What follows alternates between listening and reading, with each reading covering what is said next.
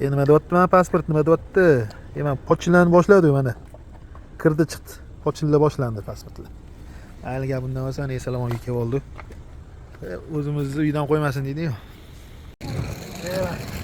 Chegaralardan o'tib oldi amallar.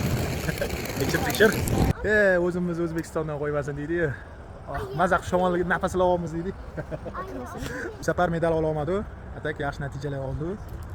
4-o'ringa tushib qoldi o'qishdan. Keyingi safar olamiz xudo xolasa. Yomon ko'rsatishlar, natijalar zo'r. Birinchi martasiga zo'r, lekin zo'r o'ynashdi. Senga qancha yetmadi? Yarim ochko. Keyingi safar xudo xolasa, olamiz a? Yaxshilab tayyorlanamizmi?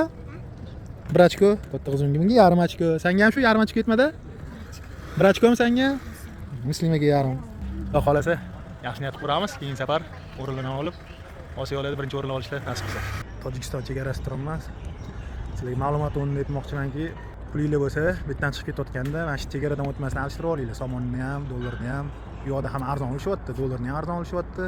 Ben shu yerda o'zida maydalab, shu yerda o'zida pullar razmin qolganinglar yaxshi ekan. Aksiyalarni ham bilib gaplashmasanglar, ozgina otib yuborishar ekan. Surishtirib o'tirganinglar yaxshi ekan. Ketishga 1100 ga ketdi, kelishga 1 millionga keldi.